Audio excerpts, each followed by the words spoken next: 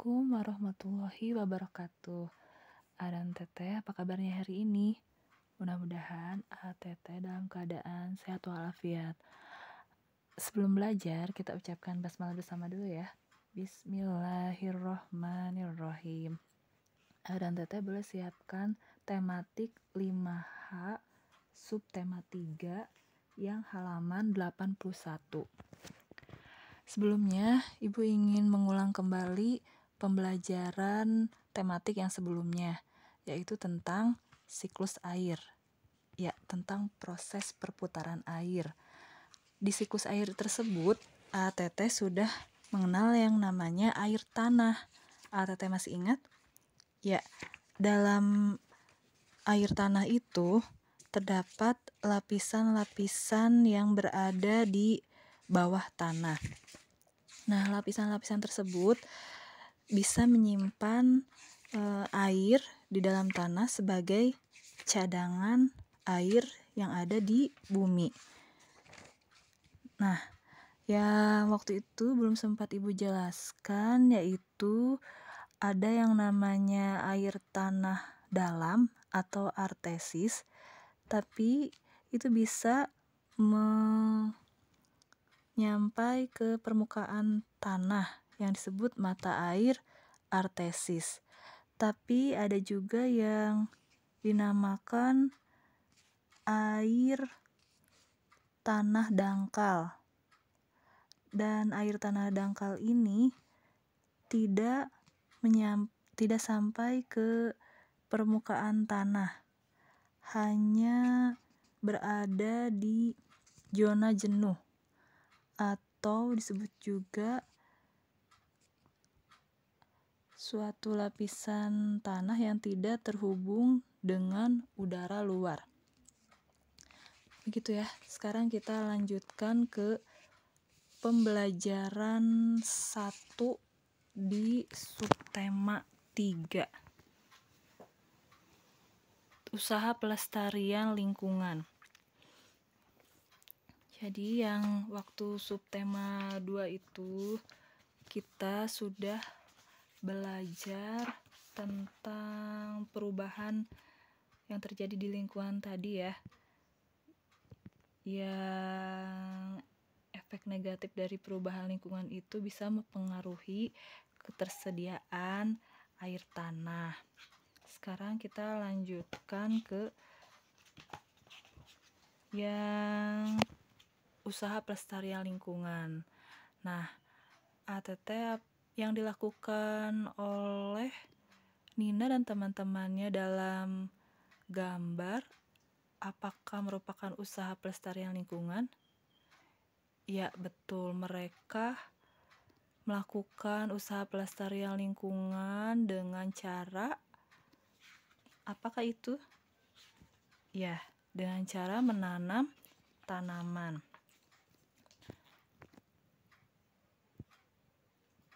Nah, ATT silahkan baca dan perhatikan gambar yang halaman 81. Gambar apa itu? Itu ada gambar orang, ya betul, sedang mencuci mukanya di air sungai sepertinya ya. Tapi air sungainya bagaimana kelihatannya? Ya, air sungainya kelihatan kotor dan banyak sampah. Menurut ATT, apakah layak untuk mencuci muka di air tersebut? Coba ATT jelaskan.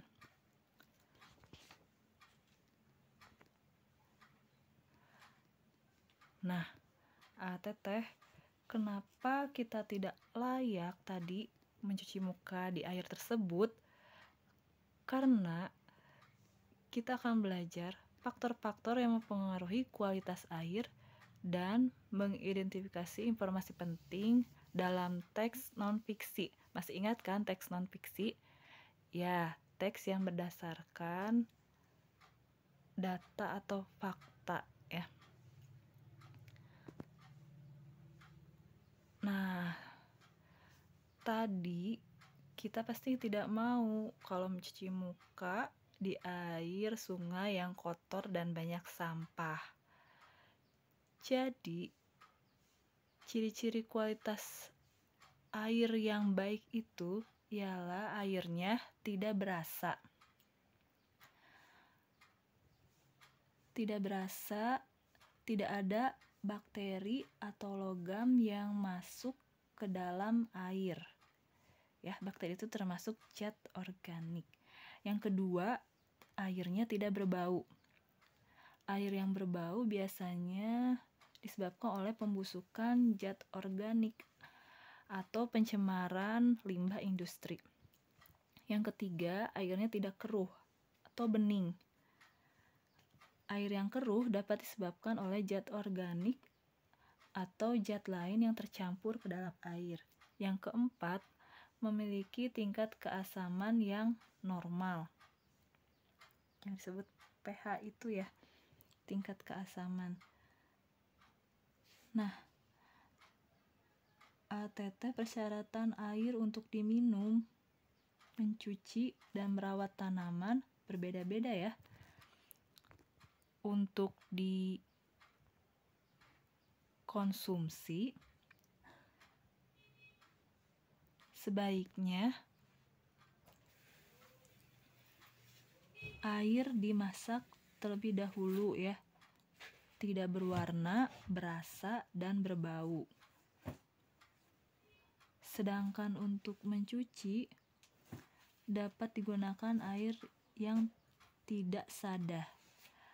Air sadah adalah air yang mengandung kalsium dan magnesium. Air sadah kurang menghasilkan busa untuk mengangkat kotoran, namun menghasilkan noda sampah sabun sehingga menyebabkan warna kusam pada pakaian. Jadi, ciri kesadaran air terlihat dari kerak kapur berwarna putih di keran, pipa air, atau di dasar cerek. Ya, berarti kalau kalian melihat di kerannya ada berwarna kerak kapur seperti itu berarti airnya air sadah. Untuk mencuci diusahakan airnya yang tidak sadah supaya pakaian kita bersih. Seperti itu ya. Kemudian untuk menyiram tanaman, gunakan air yang tidak mengandung zat kimia berbahaya ya, seperti sabun atau deterjen. Tapi tanaman dapat disiram menggunakan air bekas mencuci bahan makanan atau tadahan air hujan. Seperti kalau kita mencuci beras, bolehlah kita siramkan bekas mencuci berasnya ke tanaman. Untuk yang tabel pengamatan kualitas air di lingkungan rumah ini kita skip saja ya. Nah, ATT bisa baca teks yang berjudul sumber air di buku dan bisa melihat informasi penting yang ada di teks tersebut. Tidak usah membuat dulu peta pikiran ya, skip. Nah, jadi apa yang sudah kita pelajari tentang pembelajaran 1, yaitu faktor-faktor yang mempengaruhi kualitas air, dan kita sudah membaca informasi penting dalam teks sumber air. Nah, silahkan ATT kerjakan latihan yang halaman 85.